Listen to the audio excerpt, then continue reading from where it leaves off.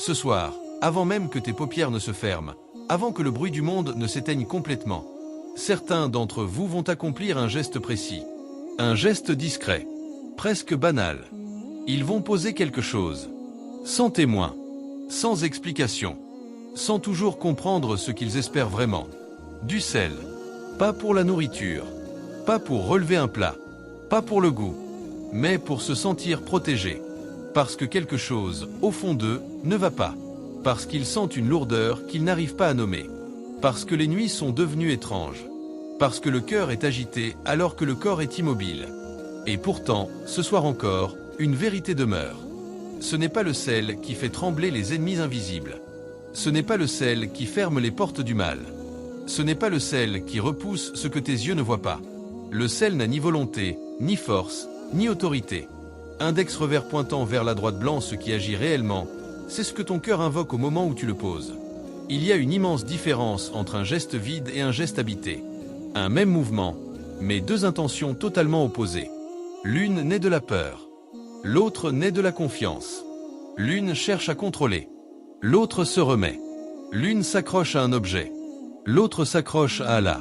Allah nous rappelle une vérité que l'âme reconnaît, même quand l'esprit résiste. Et lorsqu'Allah te touche d'un mal, nul autre que lui ne peut l'enlever. Et s'il te veut un bien, nul ne peut repousser sa grâce. Ces mots ne sont pas symboliques. Ils ne sont pas poétiques. Ils sont une loi spirituelle. Si le mal te touche, ce n'est ni le sel ni l'absence de sel qui l'enlèvera.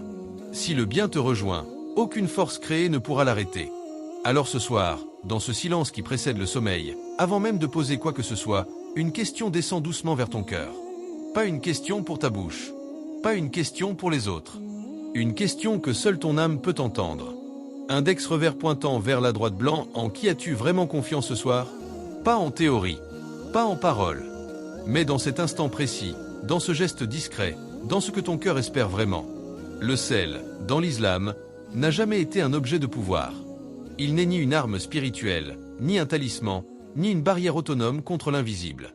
Le sel est silencieux, inerte, sans intention propre. Et c'est précisément pour cela qu'il devient un symbole. Un symbole de ce que l'être humain projette. Un symbole de ce que le cœur cherche à réparer. Un symbole de ce que l'âme tente parfois de remplacer, lorsqu'elle a oublié l'essentiel. Le prophète n'a jamais enseigné que le sel chasse les djinns. Il n'a jamais dit qu'un objet protège sans Allah. Il n'a jamais relié la sécurité spirituelle à un geste dépourvu de conscience. Ce qu'il a enseigné, en revanche, c'est quelque chose de bien plus exigeant. Index revers pointant vers la droite blanc, l'intention. Index revers pointant vers la droite blanc, la présence du cœur. Index revers pointant vers la droite blanc, la reliance totale à Allah. Dans la tradition islamique, un acte minuscule peut devenir immense, et un acte impressionnant peut devenir vide. Tout dépend de ce qu'il habite. Allah pose cette vérité avec une simplicité désarmante. N'est-ce pas par le rappel d'Allah que les cœurs s'apaisent? Ce verset ne parle pas d'objets. Il ne parle pas de gestes extérieurs. Il parle de l'état intérieur. Car le cœur humain ne cherche pas réellement une protection matérielle. Il cherche un apaisement, une stabilité, une certitude face à ce qu'il ne comprend pas. Quand le cœur est absent, il se raccroche à ce qu'il peut toucher. Quand le cœur est présent, il se rattache à celui qui voit tout. Le sel, seul, ne fait rien. Mais l'intention pure, elle, dépasse la matière. Elle traverse les mondes invisibles. Elle ne force rien, elle s'aligne. Il y a une différence subtile mais essentielle entre utiliser un symbole et s'y réfugier. L'un rappelle Allah, l'autre le remplace sans s'en rendre compte. Et c'est là que se joue le véritable enjeu spirituel. Index revers pointant vers la droite blanc ce soir, le vrai combat n'est pas autour de toi. Il ne se cache pas dans les coins de la pièce. Il ne rôde pas dans l'ombre des murs. Il est à l'intérieur de toi. Dans ce que tu crains. Dans ce que tu espères. Dans ce à quoi tu attribues le pouvoir. Et dans ce à quoi tu le retires. Le réalignement commence toujours là. Il y avait un homme ordinaire. Ni savant, ni ignorant. Simplement quelqu'un dont les nuits avaient cessé d'être légères. Chaque soir, la même sensation revenait. Une lourdeur qui s'installait dès que le silence tombait. Comme si l'air devenait plus dense. Comme si quelque chose pesait, sans jamais se montrer. Les cauchemars se succédaient. Toujours différents, mais toujours oppressants. Un réveil brutal. Le cœur battant trop vite. Une colère soudaine, sans raison apparente, qui l'accompagnait dès le matin. Il chercha à comprendre, puis à se protéger. Alors il commença à multiplier les gestes. Il déplaça des objets. Il en ajouta d'autres. Il répéta des rituels entendus ici et là, sans toujours savoir pourquoi. Chaque soir, il faisait plus. Et chaque nuit, son cœur se sentait toujours aussi vide. Comme si tous ses gestes tournaient autour de lui sans jamais atteindre ce qui le blessait réellement. Un jour, épuisé, il alla voir un sage. Il ne parla pas longtemps. Il décrivit simplement ses nuits, son mal-être, son agitation intérieure. Le sage l'écouta sans l'interrompre. Puis il dit calmement, « Tu poses des choses autour de toi, mais tu n'as rien posé entre toi et Allah. » Ces mots ne furent ni accusateurs, ni durs. Ils tombèrent doucement, mais ils touchèrent juste. Cette nuit-là, l'homme ne changea qu'une chose. Une seule. Il posa un peu de sel, comme les autres fois. Le geste était le même. Mais l'intérieur, lui, était différent. Avant de se coucher, il leva légèrement les mains. Pas pour réciter quelque chose de compliqué. Pas pour impressionner. Il dit simplement, « Oh Allah, si quelque chose me nuit, enlève-le. Si quelqu'un me veut du mal, protège-moi. Je n'ai de refuge qu'en toi. » Il n'attendait pas un signe. Il ne cherchait pas une sensation particulière. Il se remit. Allah dit, « Quiconque place sa confiance en Allah, il lui suffit. » Cette nuit-là, rien d'extraordinaire ne se produisit. Pas de vision, pas de lumière, pas de manifestation visible. Mais quelque chose changea. Pour la première fois depuis longtemps, son cœur se détendit. Et il dormit. Beaucoup de personnes veulent bien faire. Elles ne cherchent ni le mal, ni la transgression.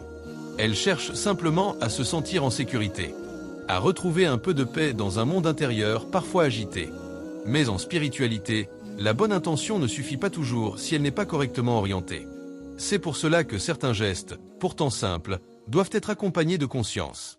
Si tu poses du sel ce soir, fais-le sans confusion, sans exagération, sans peur.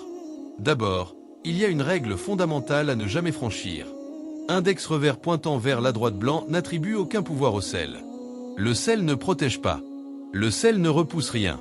Le sel n'a aucune autorité sur l'invisible. Le pouvoir appartient uniquement à Allah. Lui seul donne la protection. Lui seul retire le mal.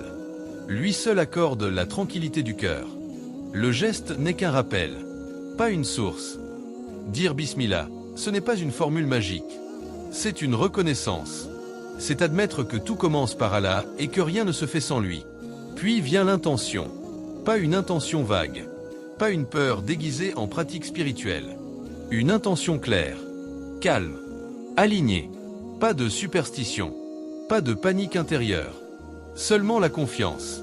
Car la peur attire la confusion, alors que la confiance ouvre la porte de l'apaisement. Ensuite, il est important de demander explicitement protection. Pas dans un langage compliqué. Pas avec des mots que tu ne comprends pas. Allah n'attend pas l'éloquence. Il attend la sincérité. Allah dit, « Invoquez-moi, je vous répondrai. » Cette promesse n'est pas conditionnée à un objet. Elle est liée au cœur qui invoque. Index revers pointant vers la droite blanc, le danger n'est pas le geste. Index revers pointant vers la droite blanc, le danger, c'est un cœur qui oublie Allah remembering the form, et perdant le fond. Lorsque le cœur se souvient, le geste devient léger. Les ennemis ne sont pas toujours ceux que l'on montre du doigt. Ils ne portent pas forcément de visage. Ils ne parlent pas toujours à voix haute. Et souvent, ils ne viennent pas de l'extérieur. Parfois, l'ennemi prend la forme d'une pensée insistante. Une idée sombre qui revient sans prévenir. Un doute qui s'installe lentement. Une jalousie qui ronge sans bruit. Une rancune ancienne que le cœur n'a jamais vraiment déposée. Il y a aussi ces intentions cachées, celles que l'on ne formule pas, mais que l'âme ressent. Un regard lourd. Une parole ambiguë. Une énergie négative que l'on capte sans pouvoir l'expliquer. Tout cela agit. Non pas parce que ces choses sont puissantes en elles-mêmes, mais parce que le cœur humain est sensible lorsqu'il est fatigué, distrait ou blessé. Allah, dans sa sagesse, ne nie pas l'existence de ces réalités. Mais il nous rappelle où se trouve la véritable protection. Il dit, « Et nous avons fait descendre le Coran comme guérison et miséricorde pour les croyants. » Le Coran n'est pas seulement un texte à réciter. Il est une lumière qui réorganise l'intérieur. Une parole qui remet de l'ordre là où il y avait du chaos. Une miséricorde qui apaise avant même de combattre. Quand tu invoques Allah sincèrement, Tu ne lances pas une attaque contre ce qui te veut du mal. Tu ne cherches pas à écraser. Tu ne cherches pas à faire souffrir. Tu te relis. Et dans cette reliance, ce qui te voulait du mal perd naturellement sa force. Pas parce qu'il est détruit, pas parce qu'il est humilié, mais parce qu'il n'a plus d'emprise. La lumière n'a pas besoin de combattre l'ombre. Elle existe et l'ombre recule. De la même manière, lorsque le cœur se remplit du rappel d'Allah, les pensées négatives s'affaiblissent. Les jalousies cessent d'atteindre leur cible. Les rancunes extérieures ne trouvent plus de point d'ancrage. Ce n'est pas que les ennemis disparaissent du monde. C'est que ton cœur cesse de leur appartenir. Et quand le cœur revient à Allah, il se place dans un espace où la miséricorde précède toujours la peur. Le sel n'est pas dangereux. Il n'a jamais été dangereux. Ce qui peut l'être. Index revers pointant vers la droite blanc, c'est de croire, même inconsciemment, que quelque chose créé peut prendre la place d'Allah. Car le cœur humain est subtil. Il peut affirmer la foi avec la langue tout en cherchant la sécurité ailleurs. Ce soir, avant de dormir, avant que le corps ne se repose vraiment, prends un instant. Pas pour faire un geste, pas pour répéter une habitude, mais pour regarder ton cœur. Observe-le sans jugement, sans te condamner, sans te défendre. Demande-toi simplement, qu'est-ce que je cherche vraiment à travers ce geste? Est-ce l'apaisement, la protection, le soulagement d'une peur ancienne, la sensation de reprendre le contrôle, ou est-ce une véritable remise entre les mains d'Allah? Bulle de pensée, si Allah observait ton intention au moment précis où tu poses ce sel, verrait-il une foi confiante, ou une peur qui cherche un refuge visible? Allah ne regarde pas l'objet. Il ne regarde pas la quantité. Il ne regarde pas la forme. Il regarde ce qui se passe à l'intérieur. Allah dit, Allah ne change pas l'état d'un peuple tant qu'il ne change pas ce qui est en eux-mêmes. Ce verset n'est pas une menace. C'est une invitation. Une invitation à déplacer le centre de gravité, à quitter l'extérieur pour revenir à l'intérieur, à cesser de renforcer les murs et commencer à fortifier le cœur.